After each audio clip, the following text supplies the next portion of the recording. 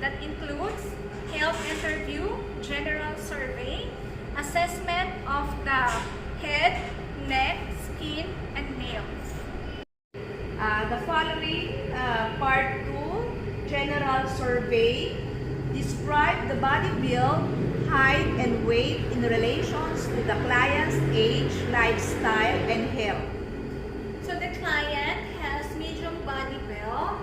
Her height is 5'5", and her weight is 65 kilograms. And she likes to go to Zumba. She has a healthy lifestyle. That's according to her upon assessment. Describes the client's posture, gait, standing, sitting, and walking. Ma'am, can you please stand up and walk a little po. Hindi po ba nahilo? Okay po, mabalik na po tayo sa chair. Hawak po. Okay, so the client is relaxed, correct posture, and has coordinated movement. Describes the client's overall hygiene and grooming. So the client is clean and neat. Describes body and breath odor. So upon assessment, there is no foul body odor or any acetone odor or breath. Identifies signs of distress in relations to client's facial expression. So upon assessment, there is no signs of distress. Describe the client's attitude. So the client has a positive attitude and not anything. Describe the client's affect or mood. Assess the appropriateness of the client's response. Ma'am, kumusta po kayo? Kumusta po ang pakiramdam? Ayos naman. Ano nga po ulit ang pangalan nila? Okay. Upon assessment, the client has, her mood is according to the situation. Describes the quantity and quality of speech. So she has understandable speech or language, moderate, and it exhibits thoughts association. Listens for relevance and organizations of thoughts. So ma'am, last December, noong Christmas, ano po ang inyong inihanda? Naghanda kami ng spaghetti at fried chicken. Ma'am, anong petsa na po tayo today? February 11, 2021. Anong oras na po? Alas 5 Gs ng hapon. So upon assessment, the client's remote and recent memory, it has a logical sequence, it makes sense, and has a sense of reality. For part 3, assessment of head, neck, skin, and nails. For integumentary skin, inspects the color, uniformity of color. So the client has light complexion, uniform in color. She has a darker color on the exposed area and lighter color on the unexposed areas. Inspect for presence of edema.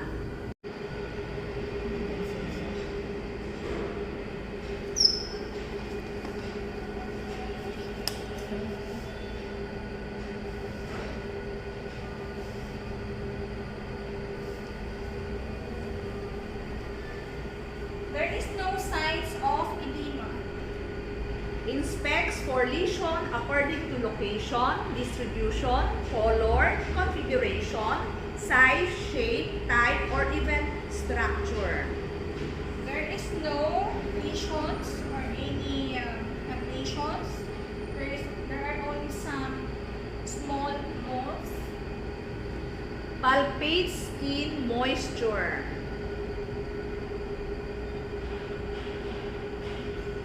So it is a bit dry and moist on the skin folds.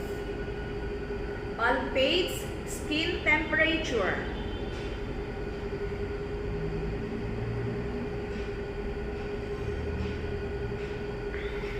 It has normal temperature, uniform in all areas. Test for skin turgor.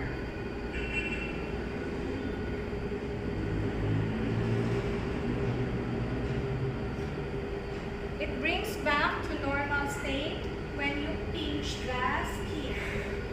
Inspect fingernails plate shape to determine its curvature and angle. So it is convex curvature. The angle is 160 from the nail bed to the nails. Inspect fingernails and toenails bed color.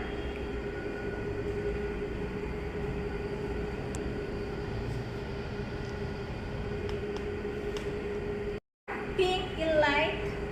It is pink because the patient has light complexion. Palpates fingernails and toenail texture. So it is smooth texture. Inspects tissue surrounding nails. She has intact epidermis.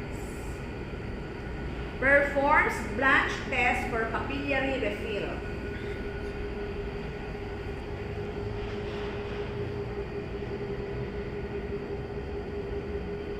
There is a prompt return of pink or usual color within 3 seconds. Again,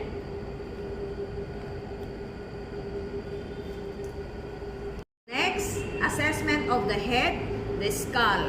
So, you need to inspect the skull for size, shape, or symmetry.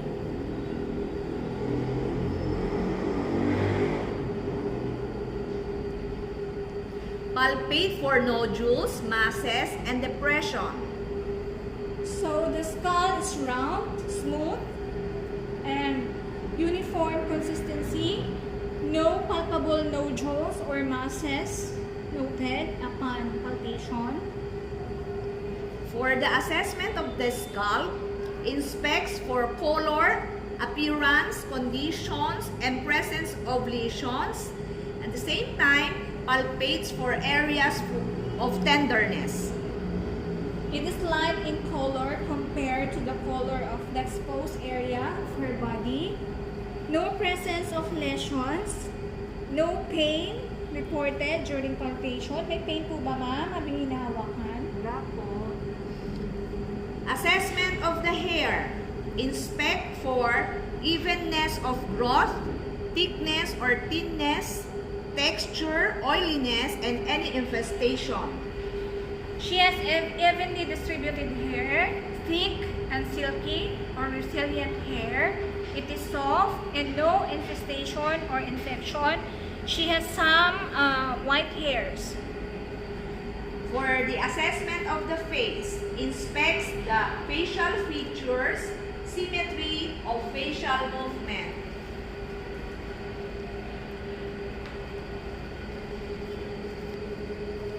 Ma'am, can you please raise your eyebrows? Taas po. Close your eyes tightly. Tightly po. Higpit po ang pagpikit. Okay. Can you puff your cheeks? Puff po. Both cheeks.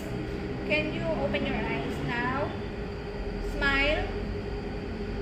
Showing your teeth. Thank you, ma'am. She has symmetric facial movement, raised eyebrows symmetrically, closed eyes tightly. She was able to do that, and she was able to puff her cheeks, and she has a good smile. For the assessments of eyes, for visual acuity, test near vision. Ma'am, pakibasa lang po itong paragraph na to mula po dito. So, at least 14 inches away from you. Pakibasa lang po with both eyes. During the unveiling showed how we could enjoy Genesis 250 years of reign rich history while mixing it with some modern day merrymaking. Thank you, ma'am. Pwede po basahin nyo sa inyong right eye. Cover po yung isang eye. Same. During the unveiling showed how we could enjoy Hennessy's 250 years of rich history while moving it with some modern day merrymaking. Kabilang eyes po. During the unveiling showed how we could enjoy Hennessy's 250 years of rich history while mixing it with some modern day merrymaking. Thank you po, ma'am. Okay. So, the patient was able to read the newspaper at a distance of 14 inches or 36 inches without difficulty, using both eyes and using one eye with the other eye closed. Next, test for far vision. Ma'am, with your two eyes na wala ka pong cover, pakitingin po kung hanggang saan po dito ang kaya yung basahin sa number na to. Hanggang saan po dyan, ma'am? Number, ano number po? Number 10. Kaya niyo pa po basahin ito? Sa 10? Ano po ito? Letter F, D, F, L, E, C, E, O.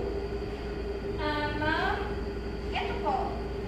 Letter L, E, F, O, D, B, C, E.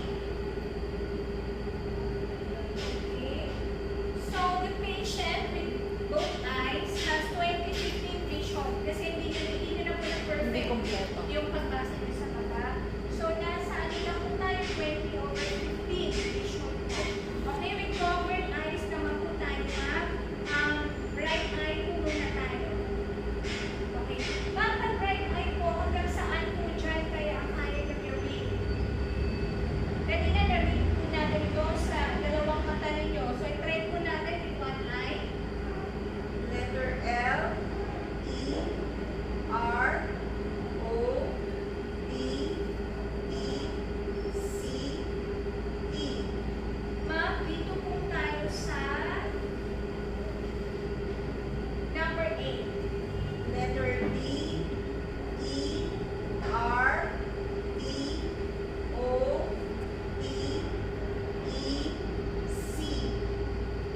How about dito naman po, ma'am? Sa number 7. Letter F, E, L, O, D, C, D.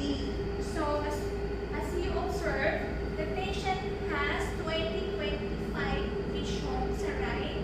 Kasi yung number 8, 9, and 10, hindi niya na perfect. So, ang perfect nila is the number 7. So, ito po yung vision sa right. So, you have to do the same on the other eye. Then next, test for peripheral vision. Ma'am Betibe, can you please look straight lang sa akin? So, wag niyo pong i-move ang inyong eyes or inyong head. Meron akong ipapakita object sa side or ipapakount yung fingers ko sa side. Okay? So, ilan po ito? Dalawa. Ito po. Dalawa. Ito po. Tatlo. Ito po. Tatlo. Ito. Dalawa. Ito po. Dalawa. Okay, so the patient was able to see the object or was able to count my fingers on the peripheral, on my peripherals. Assessment of eyebrows. Inspects for hair distribution, alignment, skin and quality, and movement. So the hair of her eyebrows is evenly distributed. It is intact. So eyebrows is symmetrically aligned. It has equal movement. Can you please move your eyebrows again? Okay. lacrimal movement. Then for lacrimal gland, lacrimal sac, and nasolacrimal duct, you need to inspect and palpate the lacrimal gland.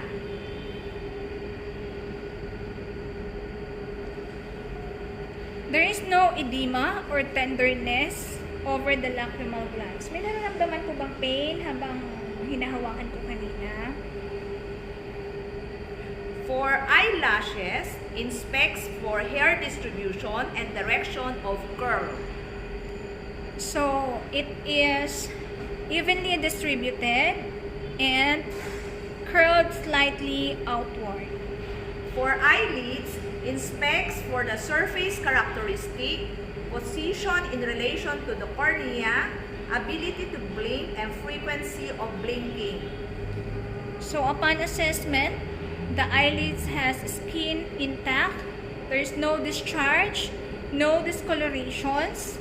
The lid closed symmetrically, and it has approximately 20 involuntary blinks. So the normal is between 15 to 20 blinks in 1 minute. For the assessment of conjunctiva, you need to inspect the bulbar conjunctiva lying over the cornea for color, texture, and presence of lesion. Ma'am, taas lang po yung ating eyes. Okay? So, I'm checking for the bulbar conjunctiva. So, capillaries are evident. It is pink.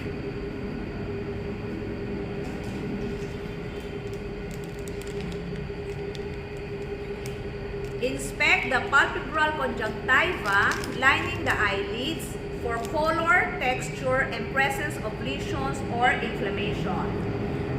Ma'am, saglit lang po. Open lang po natin ang inyong in this case, so dapat na-open natin siya pag ganon. Sorry. Okay. So, dapat nababaliktad mo siya. And then, ang mapapansin natin is shiny. There is no inflammation. Of course, pink in color. Then for sclera, you need to inspect the color and clarity. It is white and shiny.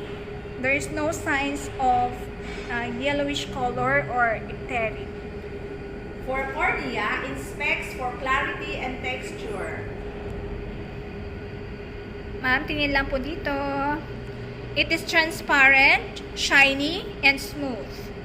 The iris is, the shadow of the iris is visible through the cornea. Then inspect for shape and color of the iris.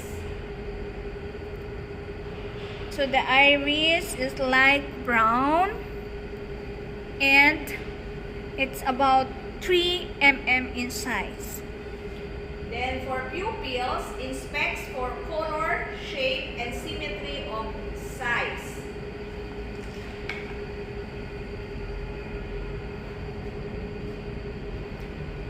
It is a black color, equal in size, about 4 mm, wherein the normal is 3 to 7 diameter. It is round and black. Okay? Test for accommodation and convergence and reflex. Ma'am, tingin lang po sa malayo ha.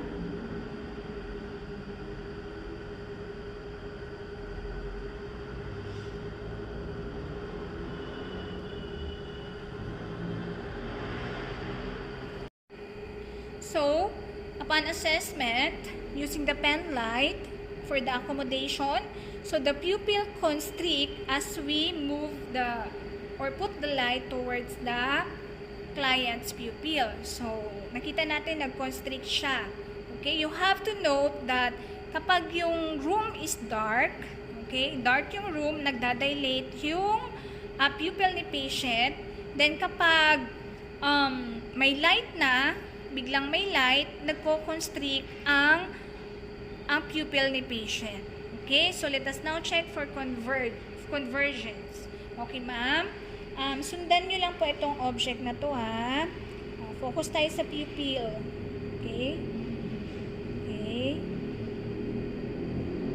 So, kung medyo closer ang ating camera, you can observe actually that for the convergence, pag minove mo yung object sa malayo or if the patient is looking at the far object, the pupil dilate. But when the patient or when you move the object near to the client's eyes, pag malapit ang tingin ni patient dun sa object, the pupil constrict. Okay? So you have also to remember another findings pa sa ating pupil. You have to remember the PERLA or PERRLA. Ibig sabihin po noon is the pupil equally responsive and reactive to light accommodation. For the assessment of extraocular muscles, test each eye for alignment and coordination. Okay, so at least 12 to 4 inches away. Ma'am, pakisundan nyo lang po ito. Hindi nyo po i-move ang inyong head ha, only your eyes. Pakisundan nyo po kapag minumove ko po itong object. Okay?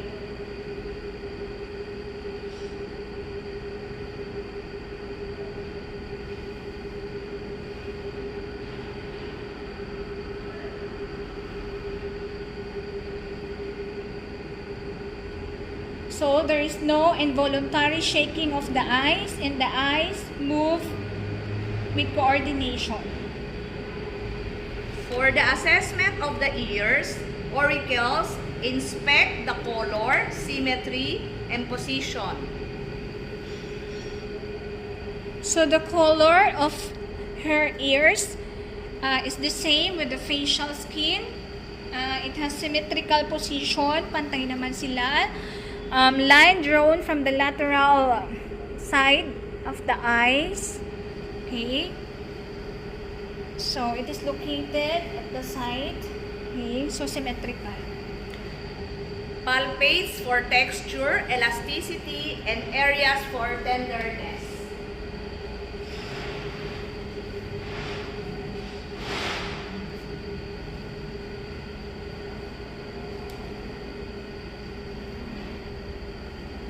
So, it is mobile, firm. May pain po ba, ma'am? Wala po. So, not tender. So, the pinna recoils after it is full. For external ear canal, inspects ear canal for cerumen, skin lesion, pus, and blood.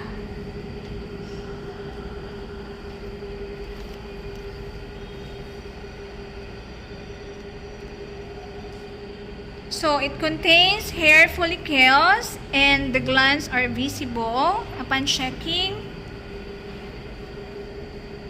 There is no lesions or pus observed and it has dry cerumen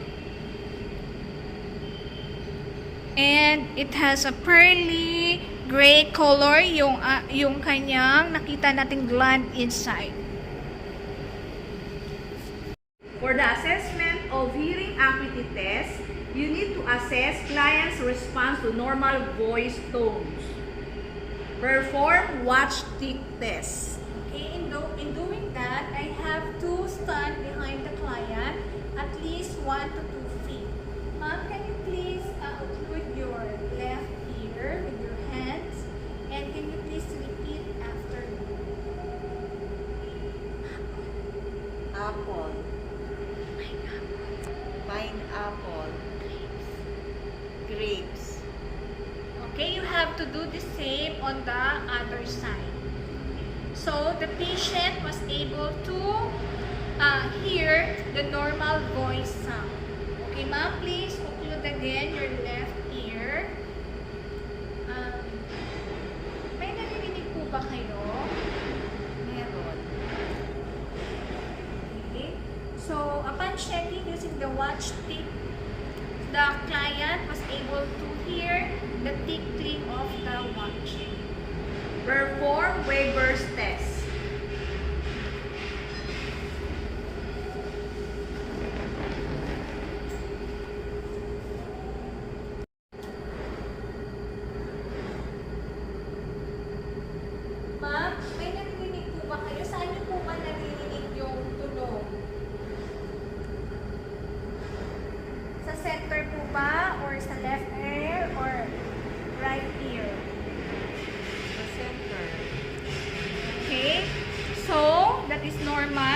usually the sound is here or here in both ears or at the center.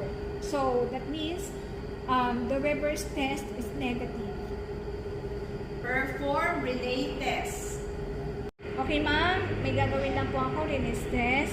Okay, pa-check lang po kung alin ang dito po yung position A, tapos pag nilagay ko sa likod, position B. Kung ano po yung mas malakas. Position A, position B.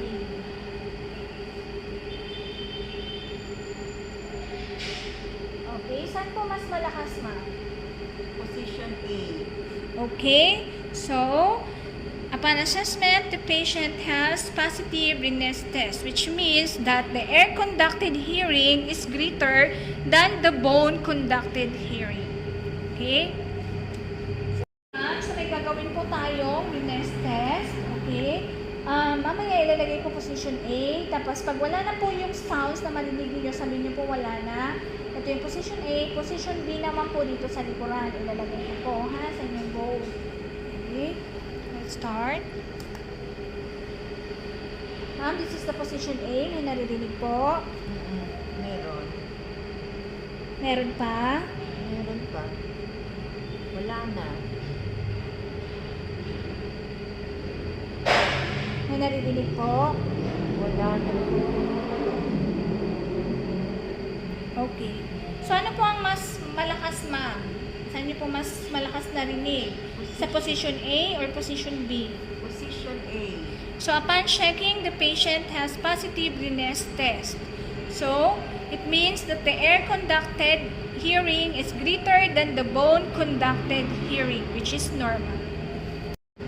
For the assessment of the nose, you need to inspect for any deviation in shape, size, or color, and flaring or discharge from nares. Upon assessment, she has a symmetric and straight nose, no discharge or flaring. It has a uniform color with the facial skin. Then inspect the nasal cavity for the presence of redness, swelling, growth, and discharge using the flashlight. Ma'am, taas lang po. Ilong po tayo, ma'am. Taas lang po. Okay.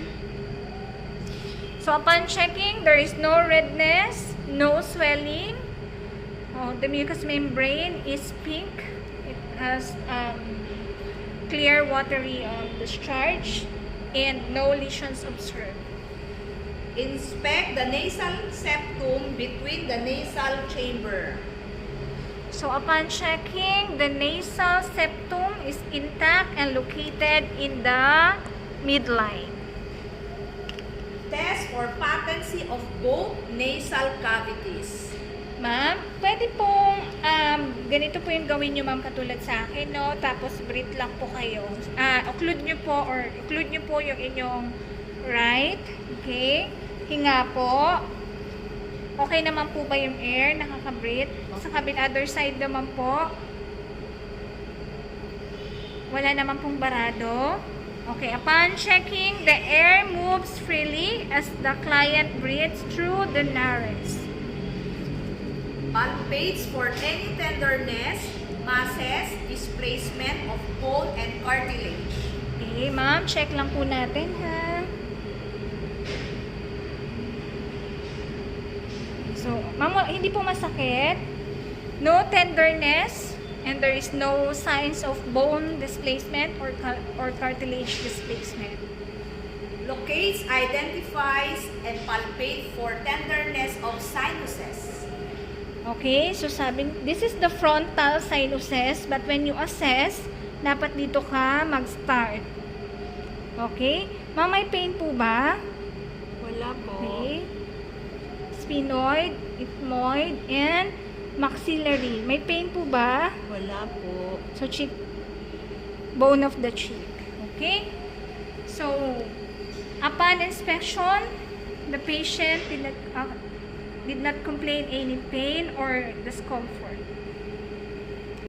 Assessment of the mouth. Start with the lips. Inspects for symmetry of contour, color, and texture. So, upon checking the lips, It has uniform pink color. It is soft, moist. It has symmetry of contour. Ma'am, paki-close nga. Kiss. Ganon. Purse your lips. Okay? So, able to purse lips. Thank you, ma'am. For buccal mucosa, inspect for color, moisture, texture, and presence of lesion. Ma'am, pwede pong pa-open. Okay? Wag muna pong ilabas ang dila. Yan, dito po muna ako. Sa buccal mucosa, sa kabila po. Okay. So, upon checking, it has uniform pink color, moist, soft, no lesions or any abrasions inside. Then for the teeth, inspects for color, number, and conditions and presence of dentures. So the color is white, shiny, looks smooth. I found 2 missing teeth. So normally we have 32 adult teeth.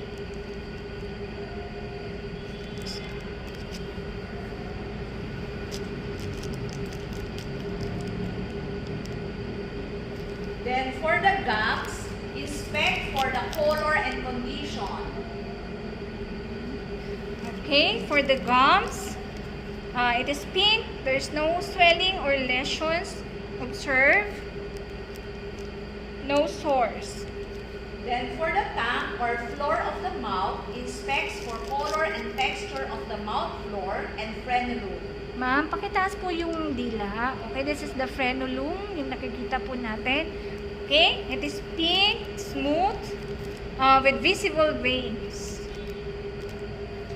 Inspects and palpate the position, color and texture, movement and base of the tongue. Okay, ma'am, labas lang po yung dila. Okay, so assuming that I touch the tongue of the patient. Okay, the tongue of the patient is located in the midline, or it is in the central position. It has pink color. It is smooth. No lesions. It moves freely. There is no redness. Wala naman pong pain, mama, no? Habang Wala po. no tenderness. Palpates for any nodules, lumps, or excoriated areas. So, upon palpation of the tongue, there is no nodules or sores. For the assessment of palates and uvula, inspect and palpates for color, shape, texture, and the presence of bony prominences. Okay, ma'am. Open your mouth lang po. Labas po yung dila. Okay, say ah. Okay. So, assuming that I palpate the palate. Okay? So, the color is light pink, smooth, with a soft palate. Okay? Inspects for position of the uvula and mobility while examining the palate. So, upon inspection, kanina when we asked the client to say ah, so the uvula is pink and located in the midline, and of course, it moves when the client says ah. Then, assessment of the oropharynx and tonsils. Inspects and palpate for color and texture, one side at a time to avoid eliciting gum reflex. Ma'am, isa pang A ulit. Okay, say A. Labas po yung dila. Say A. Okay. Okay, thank you, ma'am. So, upon checking the oropharynx and tonsils, so the oropharynx is smooth with no palpable nodules. So, upon palpating, it is smooth posterior wall. The tonsils looks normal in size. There is no lesions or discharge or any swelling in the tonsils. For the assessment of neck and lymph nodes. For lymph nodes, you need to locate or palpate identified lymph nodes and note for tenderness. Okay, the submental. Okay, you check if there is nodules, the submaxillary, the parotid, the pre-auricular, sabay dapat, the post-auricular, the occipital, medyo dun sa ilalim, then the tonsillar, then supraclavicular, posterior cervical, and anterior deep cervical. So, upon assessment, there is no palpable nodules or may nararamdaman po bang pain habang hinahawakan ko. There is no signs of tenderness. For the assessment of trachea, inspects and palpates for placement. Ma'am, taas lang po. Okay. So, this is the trachea. So, it is located in the midline. For the assessment of thyroid gland, inspect for the symmetry and visible masses. So, upon inspection of the neck or the thyroid gland, there is no visible masses. It is symmetrical. Palpates for smoothness and areas of enlargement, masses, or nodules. So, you can position at the back of the client. Ma'am, swallow lang po. Lunok po. Okay. So, upon palpation, it is smooth. There is no enlargement of the neck, no masses or nodules noted.